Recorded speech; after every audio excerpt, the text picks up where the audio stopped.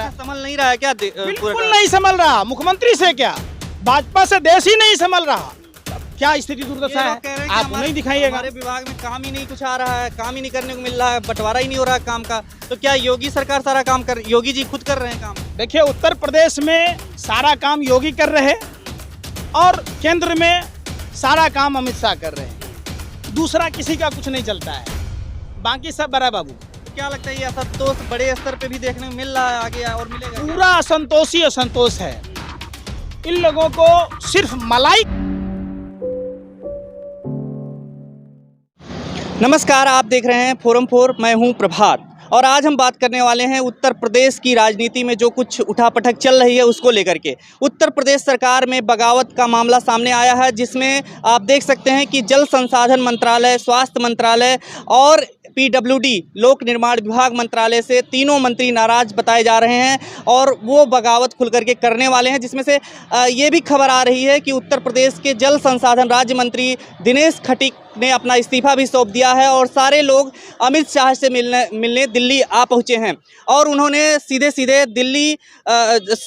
दलितों के उपेक्षा का आरोप लगाया है और योगी सरकार पर, और यहाँ तक कि कह दिया कि भ्रष्टाचार हो रहा है खुले तौर पर। इस मुद्दे पर आज हम बात करने वाले हैं पंकज श्रीवास्तव से, जो कि खुल कर के बात सामने रखते हैं। सर, आपका स्वागत है सबसे पहले हमारे चैनल पे। क्या कुछ कहना चाहेंगे जिस तरीके से उत्तर प्रदेश की सियासत में ये सब कुछ देखने को मिल रहा है? देखिए, उत्तर प्रदेश में कानून व्यवस्था नाम की चीज़ नहीं है, ये साफ और स्पष्ट है। मुख्य कानून छ जो उत्तर प्रदेश का ढोंगी अपराधनाथ कहे वही कानून है। कानून नाम की चीज़ ही नहीं है। उत्तर प्रदेश में तमाम थानों को बंद कर देना चाहिए, तमाम अदालतों को बंद कर देना चाहिए और मंत्रालय की तो कोई ज़रूरत ही नहीं है।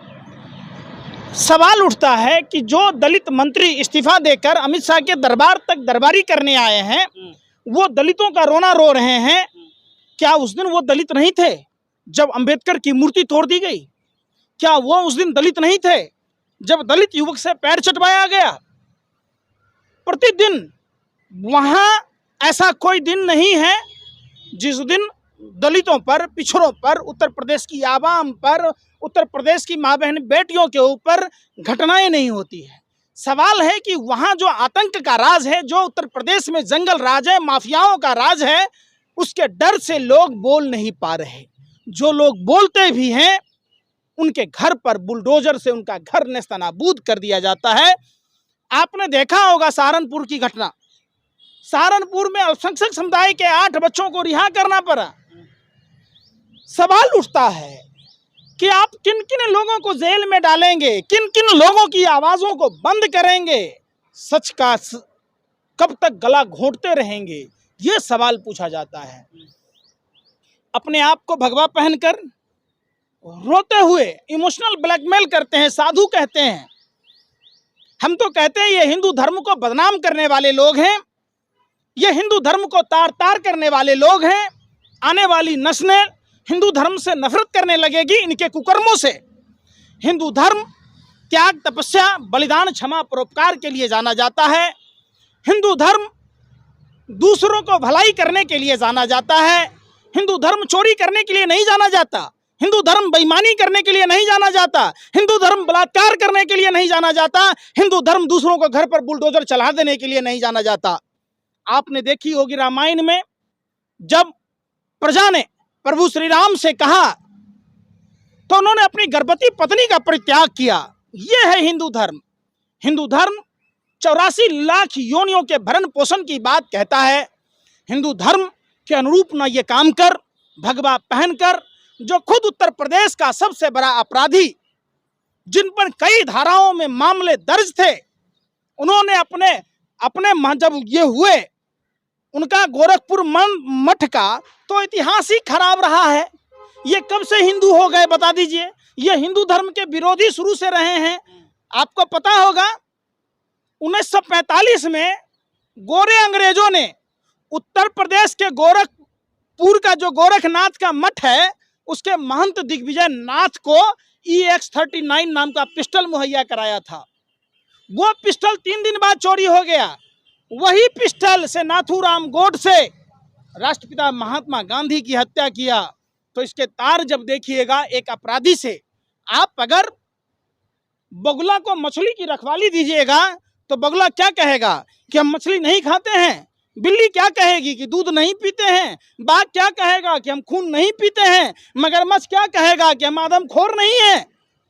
आपको समझना होगा, ये गोरखपुर का जो गोरखनाथ मठ है उसके इतिहास में जाना होगा, आज़ादी के पहले भी और आज़ादी के बाद भी। तो मठ वाले ही तो आप सरकार चला रहे हैं ना, तो सरकार में जो बगावत हो रही है इसको लेकर के आप क्या कहिएगा? कि वही तो मैं कह रहा हूं कि जब उत्तर प्रदेश का मुख्यमंत्री खुद ही 70 से 72 धाराओं में जिनके खिलाफ मुकदमे दर्ज थे, तो एक अपराधी से आप क्या तुलना कर सकते हैं? तो देश, आप सुनिए ना, संभल नहीं रहा है क्या? बिल्कुल नहीं संभल रहा। मुख्यमंत्री से क्या, भाजपा से देश ही नहीं संभल रहा। आप देख लीजिए देश की गर्त में क्या 8 साल में, ये 70 साल कह रहे थे, 8 साल में देश की जो दुर्गति कर दी है वो किसी से छुपा है क्या? पहली बार इतनी बड़ी ऐतिहासिक गिरावट रुपए की गिरा है। ये सिर्फ रुपया नहीं है, कागज का टुकड़ा नहीं है, ये देश की प्रतिष्ठा का सवाल है। और भारतीय जनता पार्टी के लोगों ने देश की प्रतिष्ठा को गर्त में ढकेल दिया। खुद नरेंद्र मोदी कहते थे कि जिस देश का रुपया गिरता है उस देश के प्रधानमंत्री का आबरू चरित्र गिरता है। तो क्या आज प्रधानमंत्री का चरित्र गिर गया? आटा पर लग गया क्या जीएसटी? पराठा पर पहले लगाया, हीरा पर कम, स्याही पर ज्यादा। ये कहते हैं कि हमने भरी जवानी 40 साल भीख मांगा है। अब हिंदुस्तान की आवाम ने चूंकि इनको वोट दिया है इनके झांसे में आकर, अब उनका भी काम है कि कटोरा लेके भीख मांगो। सोना दिया सोनार को पायल बना दिया, लोहा दिया लोहार को हथौड़ा बना दिया, वोट दिया फक्कर फकीर को, इसने हाथ में कटोरा थमा दिया। अब आइए आप उत्तर प्रदेश में जिस कांग्रेस को ये गाली देते थे, थकते नहीं थे, पूरी भारत में घूम घूम कर कहते थे। जतिन प्रसाद कांग्रेस के दिग्गज नेता, उनके पिताजी भी रहे, आज वो असहज महसूस कर रहे हैं। ये तो सबको पता था कि भारतीय जनता पार्टी गोडसे की विचारधाराओं पर चलने वाली पार्टी है। भारतीय जनता पार्टी सावरकर के विचारधारा पर चलने वाली, गोवलकर के विचारधारा पर चलने वाली पार्टी है। तो एक पार्टी जिसने देश की आज़ादी के लिए कुर्बानी दी और दूसरी पार्टी कि देश आज़ाद न हो इसके लिए गोरे अंग्रेजों से मिलकर पेंशन लिया, गोरे अंग्रेजों को भारत छोड़ो आंदोलन को कुचलने के लिए चिट्ठी लिखा, तो उसमें तालमेल कैसे होगा? तो निश्चित तौर पर खटीक साहब को जो आज दलित प्रेम उभर रहा है, खटीक साहब आप अगर सच को स्वीकार किए होते, आज दलितों के उत्पीड़न को आपने अगर परखा होता, उनकी संवेदनाओं को समझा होता, ऐसा कौन आदमी होगा जो मानवीय संवेदना रखता होगा? जब एक दलित युवक को लोहे की चैन से पीटा गया, उसके पैर चटवाए गए, तो उस समय ये गूंगे और बहरे थे। लेकिन विपक्ष अब खुल करके जिस तरीके से बोल रहा है कि योगी सरकार में जिस तरीके से बुलडोजर चला, अब ये उनके ऊपर ही बुलडोजर चल रहा है। आप इसको कैसे समझते हैं? क्या बुलडोजर चल रहा है उनके ऊपर सही में? निश्चित तौर पर नंबर तो सबका आएगा, ऐसा नहीं है। नंबर तो आप मीडिया कर्मियों पर भी आएगा जनाब, इंतजार तो कीजिए। आप लोगों ने भी भाजपा को प्रमोट करने में अपनी सारी नैतिकता तार तार कर दी। जो आप मीडिया के लोग जो लोकतंत्र के चौथे स्तंभ कहे जाते हैं, उनकी अगर वर्ल्ड सूची में देखेंगे तो मीडिया का स्तर, भारतीय मीडिया का स्तर कितना नीचे गिर गया वो आप सोच सकते हैं। क्या स्थिति दुर्दशा है, आप नहीं दिखाइएगा। हमारे विभाग में काम ही नहीं कुछ आ रहा है, काम ही नहीं करने को मिल रहा है, बंटवारा ही नहीं हो रहा है काम का। तो क्या योगी सरकार सारा काम कर, योगी जी खुद कर रहे हैं काम? देखिए उत्तर प्रदेश में सारा काम योगी कर रहे हैं और केंद्र में सारा काम अमित शाह कर रहे हैं। दूसरा किसी का कुछ नहीं चलता है, बाकी सब बड़ा बाबू। तो क्या लगता है ये असंतोष बड़े स्तर पे भी देखने को मिल रहा है, आगे और मिलेगा? पूरा असंतोष ही असंतोष है। इन लोगों को सिर्फ मलाई खाने के लिए, मंत्री बनने के लिए, लाल बत्ती के लिए और सरकारी जो संसाधन है उसका दुरुपयोग करने के लिए मंत्री बने पड़े हैं। इनको कोई चीज से मतलब है तो बता दीजिए।